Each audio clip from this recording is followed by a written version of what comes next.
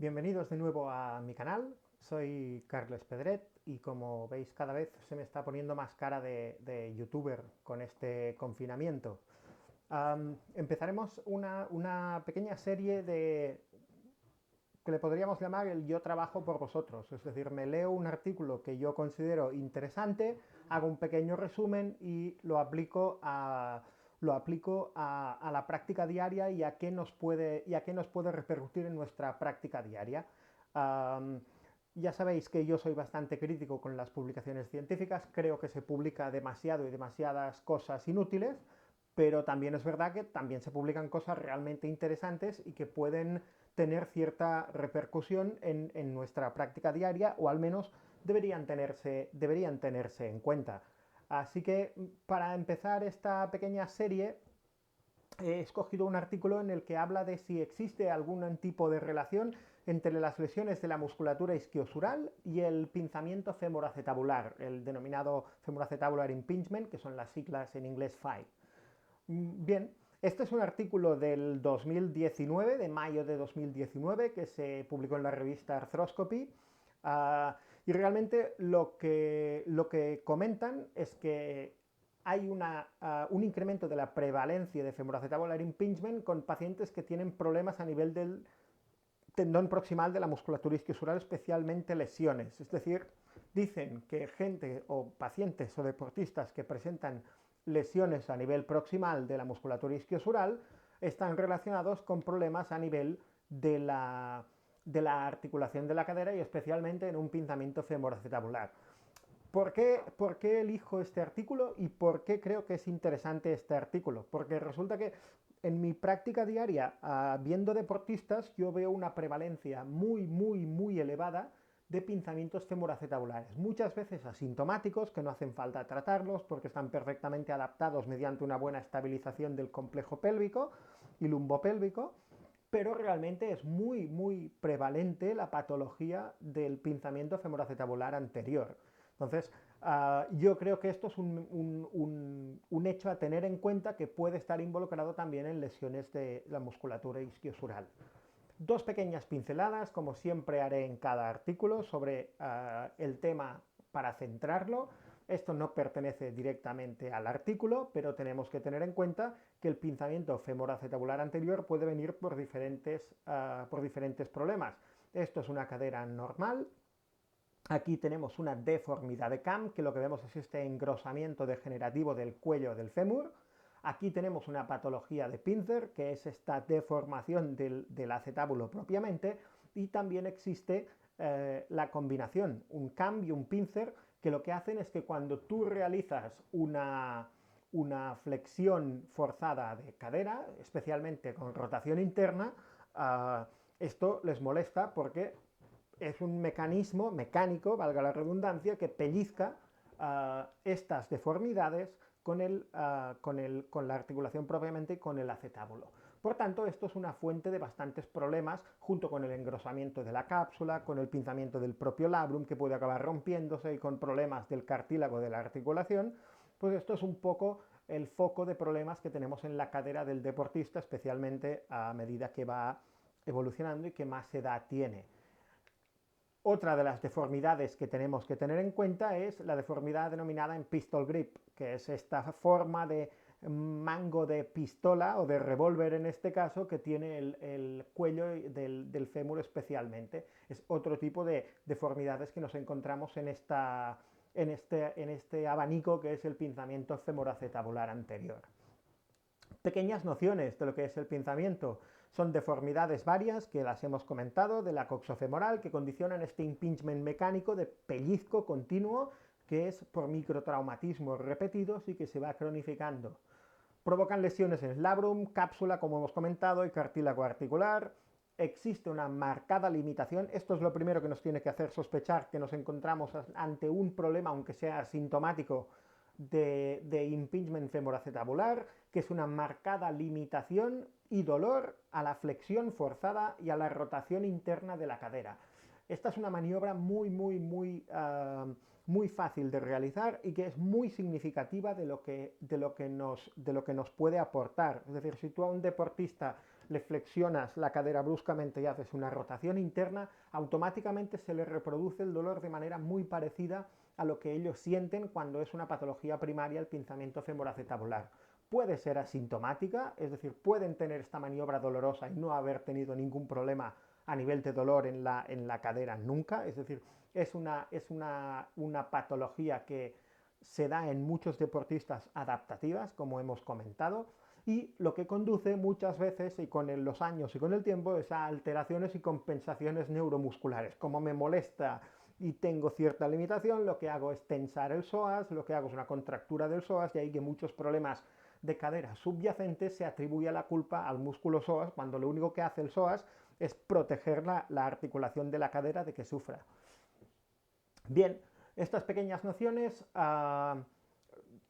las hemos comentado, no son propias del artículo, sí que son realmente útiles para saber cuándo estamos delante de un pinzamiento femoroacetabular. ¿Qué es lo que sabemos? Lo que sabemos es que ya existen artículos, esto es una búsqueda bibliográfica que he hecho yo reciente o relativamente reciente, que es la relación del pubic related growing pain con inestabilidades del core, es decir, esto de momento no tiene nada que ver con los isquios, pero sí que teníamos unos ciertos problemas de inestabilidad de core y una relación con el pubic related growing pain, esto es bastante obvio, conocemos todos, y también existen algún artículo que ya habla de la relación de esta femoroacetabular impingement con la patología del tendón proximal de la musculatura isquiosural. Aquí observamos estas imágenes de resonancia magnética donde vemos alteraciones en tendinopatías, incluso pequeñas TERS, pequeñas roturas intratendinosas del tendón proximal de la musculatura isquiosural que están asociadas a este pinzamiento femoroacetabular anterior. Esto corresponde a las alteraciones de la sínfisis del pubis, también en relación, como vemos en esta figura, a pequeños pinzamientos femoroacetabulares anteriores. Es decir, esto ya viene referenciado en la bibliografía desde hace algunos años, la relación del impingement femoroacetabular con diferentes patologías de la región lumbopélvica. ¿Qué es lo que hacen? Lo que hacen principalmente, el método que utilizan en este artículo, es que se basan en el diagnóstico de lesiones discosurales en la historia clínica, la exploración física y los hallazgos en imagen.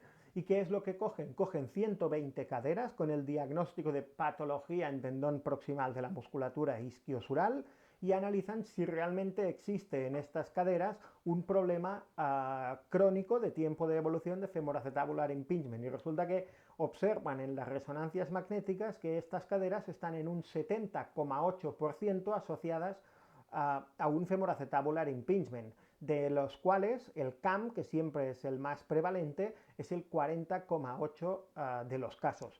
Entonces, sí parece en estos casos concretos que tenga una relación, o al menos en este artículo así lo refiere.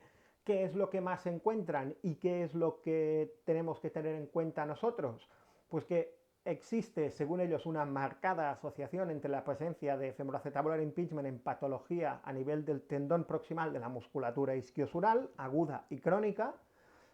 Lo que sí es verdad es que el impingement femoroacetabular anterior provoca una restricción de rango de movilidad de la cadera y una alteración de la báscula pélvica, eso está claro. Entonces, si la báscula pélvica anterior, que es la que suele estar asociada al femoroacetabular impingement, condiciona un aumento en la tensión del tendón proximal de la musculatura isquiosural, como observamos en esta imagen B, porque está más a tensión, porque la pelvis bascula hacia adelante, por tanto tensiona más de la zona proximal del isquio, lo que conseguimos es que la presencia de femoroacetabular impingement condicione alteración de patrones por compensación y por tanto tenemos un sufrimiento mayor en esta región más proximal de la musculatura isquiosural. ¿Tiene cierta lógica? Sí. ¿Es un artículo metodológicamente bien hecho? Sí. Ya os digo, en mi clínica diaria y en mi experiencia puede tener una relación bastante clara. Hay que verlo. Simplemente es un artículo para tener en cuenta, saber que puede ser que asociemos pinzamientos femoroacetabulares con alteraciones o lesiones de la musculatura isquiosural a nivel proximal. ¿Qué es lo que nos tenemos que llevar de todo esto como resumen y tener en cuenta de este artículo? Esto ya es un resumen más mío que del propio artículo. Que el complejo lumbopélvico, como siempre digo en todas partes, es extremadamente complicado, que el femoroacetabular impingement es una entidad que debemos tener en cuenta a pesar que pueda ser asintomática por esas compensaciones que nos puede estar generando, sobre todo en pacientes deportistas, um, que pacientes con lesiones de isquios asocian a un elevado porcentaje algún tipo de femoroacetabular impingement, según este artículo, y que el femoroacetabular impingement provoca alteraciones del equilibrio del complejo lumbopélvico y esto sí que repercute en la musculatura isquiosural de alguna manera, simplemente por las compensaciones o por la basculación pélvica, pero esto es un tema que mecánicamente repercute seguro. Y la conclusión final de este artículo es que parece ser que la presencia de FAI, de femoroacetabular impingement, predispone a lesiones de la región proximal de la musculatura isquiosural. Bien, um, pues eso es un poco todo. Una vez leído el artículo, pues a mí me sirve. ¿Por qué? Porque en mi práctica diaria veo mucho paciente con femoroacetabular impingement. Que esto pueda estar asociado, si no lo compensamos, a lesión de isquios, pues merece la pena tenerlo en cuenta. Primero, porque cuando yo veo un pinzamiento femoroacetabular, ya de base intento al menos estabilizarlo con un buen equilibrio lumbopélvico. Por tanto, si además de eso puedo mejorar de alguna manera la función y la condición de la musculatura isquiosural, pues evidentemente es un concepto que debe tenerse en cuenta. Sin más, este artículo ya está comentado, espero que os haya interesado, que os haya gustado y ya sabéis, dejarme en comentarios si tenéis preguntas, si tenéis cualquier duda, si tenéis cualquier cosa que comentar, pues lo dejáis en comentarios y siempre ayuda un poco que le deis al like, a la campanita esta que sale por aquí abajo, o que os suscribáis al canal si encontráis que es un canal interesante. Mientras dure el confinamiento, otra de las cosas que iré haciendo pues será leyendo varios artículos, que es lo que suelo hacer siempre, y de los que considere un poco más aplicables a la práctica diaria, pues haremos un pequeño resumen y lo alternaremos con pequeñas explicaciones sobre las patologías de las que habla en concreto. Sin más, gracias y nos vemos por aquí.